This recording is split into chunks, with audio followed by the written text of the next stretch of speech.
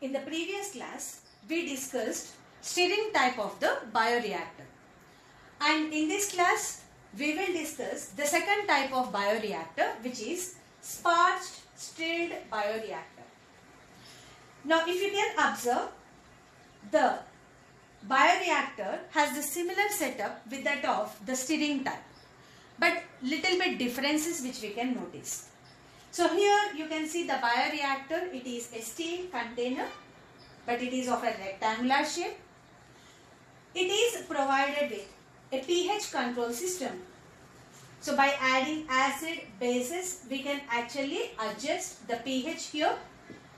And you can also observe there is a thermometer which is provided to check the temperature in the bioreactor.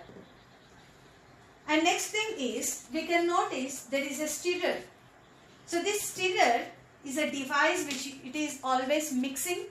So it is helpful in mixing the contents of the culture medium.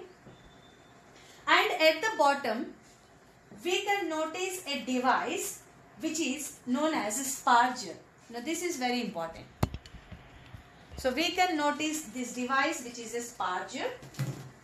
Now this device, if you can observe, there are holes present in the sparger. Now when the sterile air is passed through this sparger, what happens is, when through these holes the oxygen is released, the oxygen will be released in the form of bubbles. Now these bubbles can travel easily and such that the oxygen bubbles could reach each and every corner of the bioreactor. So that is the importance of the sparged stirred bioreactor. So here the oxygen is sent through a special device which is sparger. Sparger has holes. So through these holes the oxygen is entering into the culture medium, into the bioreactor. Now it is released in the form of bubbles. Now when it is released in the form of bubbles, what happens is the oxygen travels to each and every corner of the bioreactor. It is spread evenly. So the oxygen bubbles are spread evenly in the bioreactor. So that is a very important advantage of this bioreactor. Now what we do is, now we will be adding the culture medium. You know that we also add culture medium containing nutrients, various kinds of minerals and all that stuff which are needed for the growth of the transformed cells. So we will be adding the culture medium and we will be adding even what? The transformed cells. So here in case, imagine this is E. coli.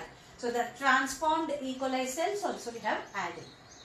Now what happens is, because this transformed E. coli cell is getting proper amount of oxygen, because gas bubbles are evenly distributed in the bioreactor, and by utilizing the nutrients,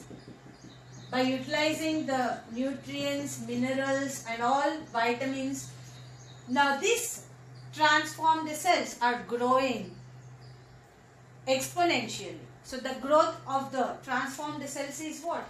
Is very fast. So exponential form they are growing. And in every cell, as I told you, that the gene of interest undergoes expression and produces insulin protein. So I have taken an example of this, right? So in every bacterial cell, transformed cell here, what is produced? The insulin protein is produced. Now, when the transformed cells grow in large number, then what is the next thing is, we will be taking out this bacterial cells, this all culture medium. So here you can see this is an outlet. So there is an outlet is also provided so that we can able to take out the transformed cells, the grown bacterial cells. So the total medium we can able to take it out from this outlet. So we will be taking all this material after growing, after biosynthetic phase. Biosynthetic phase aina tarvata ante transformed cells large number ga grow aina tarvata ee lopala unnatuvanti total material ni manam outlet dwara bayitiki teestam. So the total material which is present in this bioreactor, it is taken out from this outlet. Now what is the next procedure? The next procedure is we have to recover the product. Biosynthetic stage అయిపోయిన తర్వాత the next procedure వచ్చి product ని recover చేయాలి.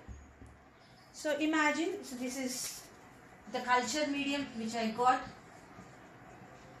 So ఇదంతా కూడా మనం తీసినటువంటి material, లోపల బయోరియాక్టర్లో నుంచి తీసినటువంటి material. Now what has to be done is, now this after the biosynthetic stage in the bioreactors, the next step is what? Is a downstreaming processing. So in the downstreaming processing, what we do is, first we will be extracting the material which is present in the bioreactor after biosynthetic stage. Now after extracting the material, what we do is, we will be recovering the product from the transformed cells. Now it is done by, first we will be separating the insulin protein. So here in the example I have taken what? Insulin protein as an example, right? So we will be separating, extracting the insulin protein from the cell, and then we will be purifying. So the first step is extraction or separation of the product from the transformed cells. Now after the product is separated from the transformed cells, then we will be purifying the product. So this, the product which I have taken is what? Insulin, right? So this insulin we will purify. Now after purification, what is the next step? Is preservation. The next step is what? Preservation. So by using some chemicals and all, we will be preserving it. So in the downstreaming processing, first we will separate the product, then we will purify it, and then we will preserve it by adding some sort of a chemicals. Such a kind of a process is known as a downstreaming processing. After downstreaming processing, now this particular product has to be undergoing some clinical trials. So that means what? We have to test the product, whether it is working or not.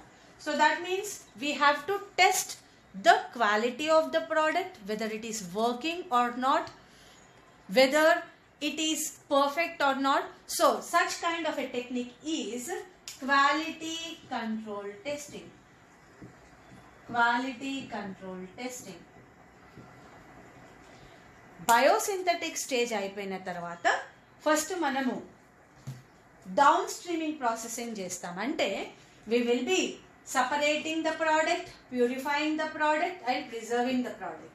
So after this downstreaming processing, there is one more step, which is quality control testing. So in this quality control testing, we test whether the product is proper or not, the product is working or not. So after quality control testing, the product is released into the market.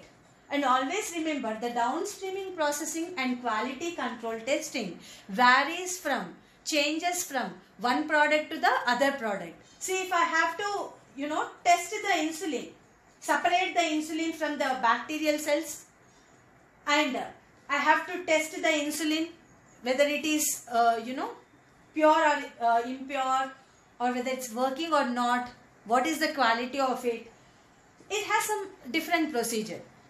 So for some other product, the downstreaming and the quality control testing is different. So these steps, downstreaming processing, quality control testing, changes from one product to. So after completing this downstreaming processing and the quality control testing, the product is released into the market. So this is the process of rDNA technology, including all these 6 steps.